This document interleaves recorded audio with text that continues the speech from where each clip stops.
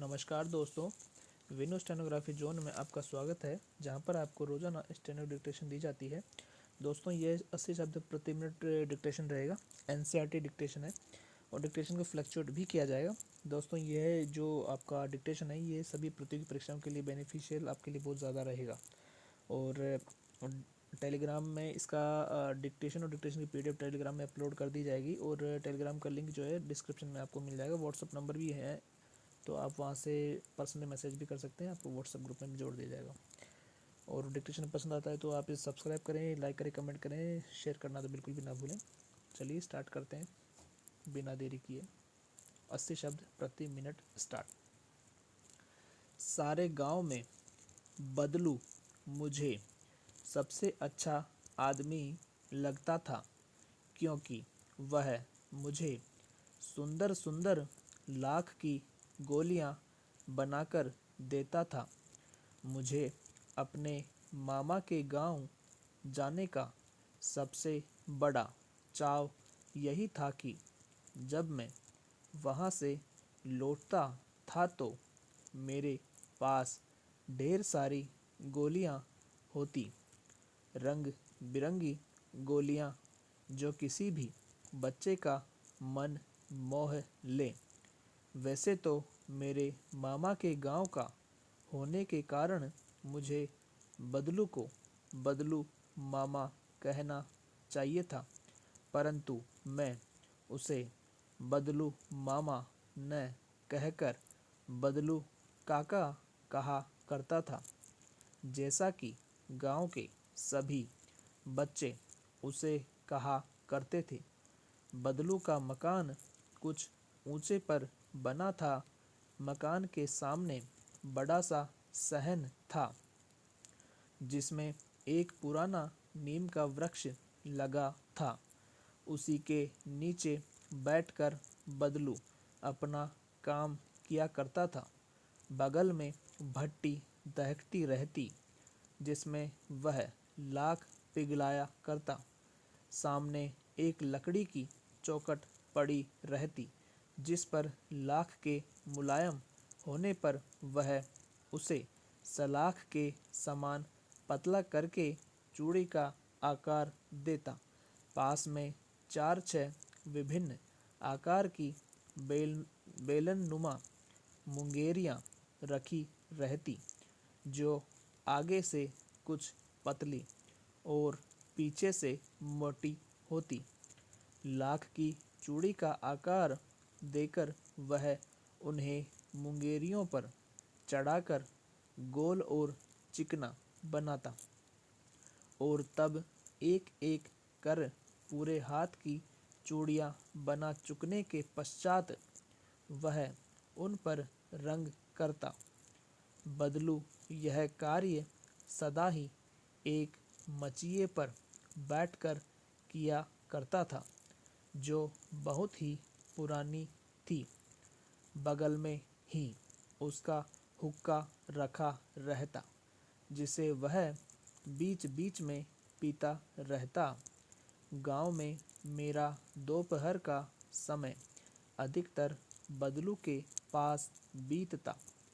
वह मुझे लला कहा करता और मेरे पहुँचते ही मेरे लिए तुरंत एक मचिया मंगा देता। मैं घंटों बैठे बैठे उसे इस प्रकार चूड़ियाँ बनाते देखता रहता।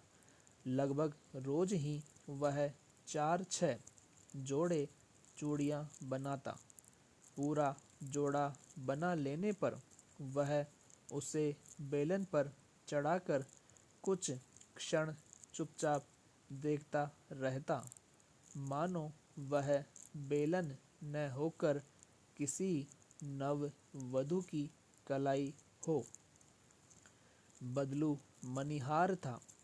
चूड़ियाँ बनाना उसका पैतृक पेशा था और वास्तव में वह बहुत ही सुंदर चूड़ियाँ बनाता था।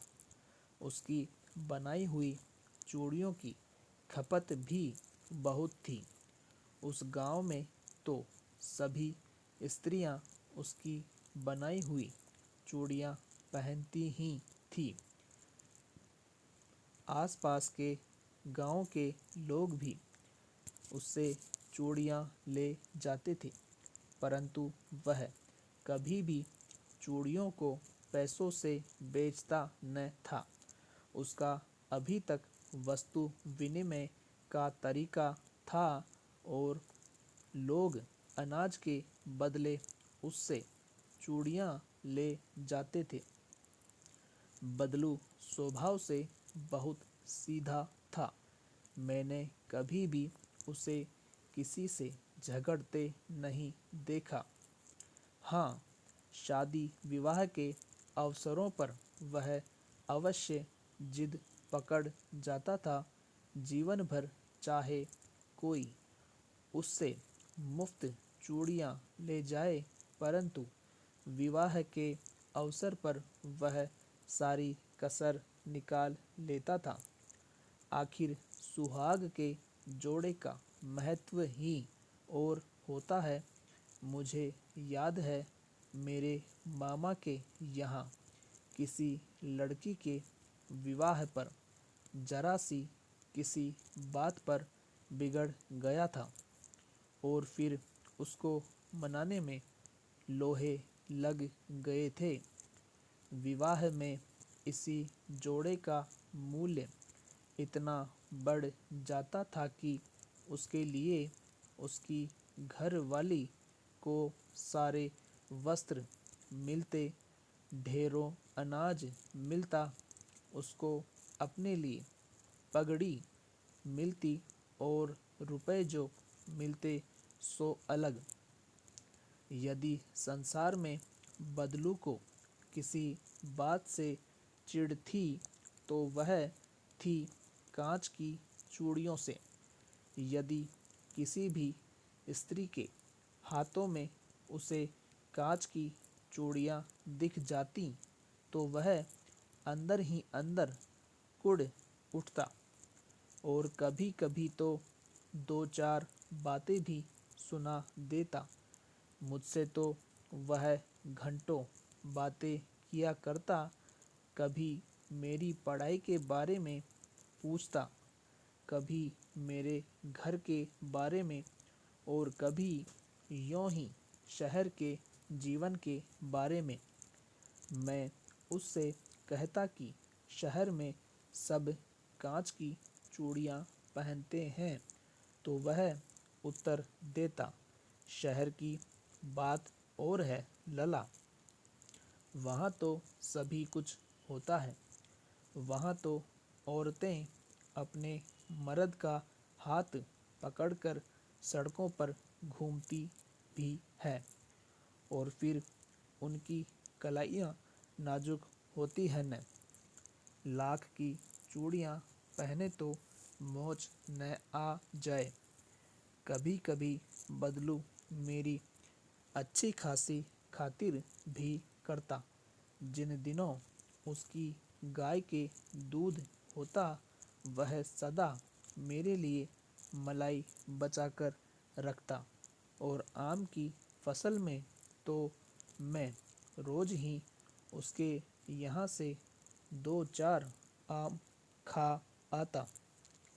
परंतु इन सब बातों के अतिरिक्त जिस कारण वह मुझे अच्छा लगता, वह यह था कि लगभग रोज ही वह मेरे लिए एक दो गोलियां बना देता।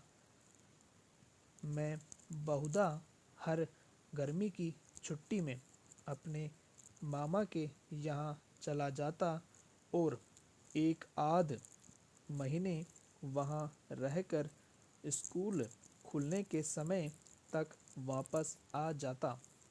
परंतु दो तीन बार ही मैं अपने मामा के यहाँ गया होऊंगा।